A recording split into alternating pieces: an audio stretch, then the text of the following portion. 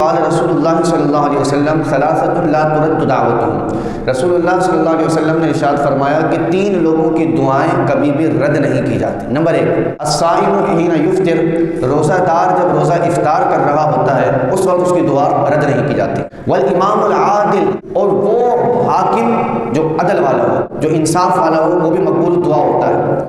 اور ودعوت المظلوم، اور جس پر ظلم کیا جا رہا ہو، جو مظلوم ہوتا ہے، اس کی دعا بھی قبول کی جاتی ہے، رد نہیں کی جاتی۔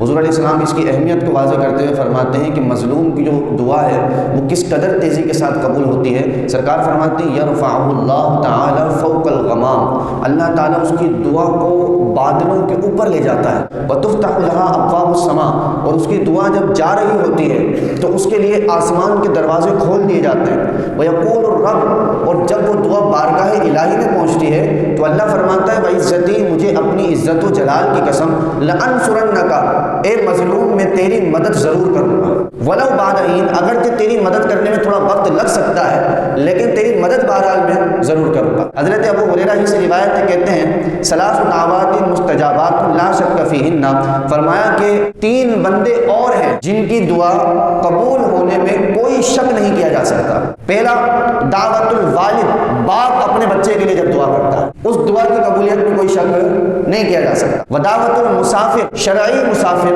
جب دعا کرتا ہے حالت سفر کے اندر، اس کی دعا کی قبولیت میں بھی کوئی شک نہیں۔ ودعوت المظلوم، سرکار نے فرمایا کہ مظلوم کی دعا بھی قبول ہونے میں کوئی شک نہیں ہوتا۔ حضرت ابن عباس رضی اللہ تعالی عنہما سے روایت ہے، نبی کریم صلی اللہ علیہ وسلم نے ارشاد فرمایا خمس دعوات یستجاب لہن، کہ 5 دعائیں اللہ تعالیٰ قبول فرماتا ہے۔ دعوت المظلوم حتی ینتصر، فرمایا کہ مظلوم جب تک اپنے اوپر کیے گئے ظلم کا بدلہ نہ لے لے اس وقت تک اس کی دعا اللہ قبول فرماتا ہے۔ اس لیے کہتے ہیں کہ ان سے نہیں ڈرا کرو کہ جو اپنا بدلہ لینا جانتے ہیں، ڈرو ان سے کہ جو اپنا معاملہ اللہ کے سپرد کر دیتے ہیں، جو بدلہ نہیں لیتے، ان سے ڈرنا چاہیے۔ کہ جب اللہ بدلہ لیتا ہے تو اللہ فرماتا ہے میں ریزہ ریزہ کر دیتا ہوں۔ ودعوت الحاج حتی یستر، فرمایا کہ حاجی جب تک اپنے گھر پہ نہ پہنچ جائے اس وقت تک اس سے دعا کرواؤ تو اس کی دعا قبول ہوتی ہے، جب تک اپنے گھر کی دہلیز پہ نہ پہنچ جائے۔ ودعوت المجاہد حتی یفقد، فرمایا اور مجاہد کی دعا کو اللہ تبارک و تعالیٰ قبول فرماتا ہے یہاں تک کہ وہ اپنی جہاد سے فارغ نہ ہو جائے۔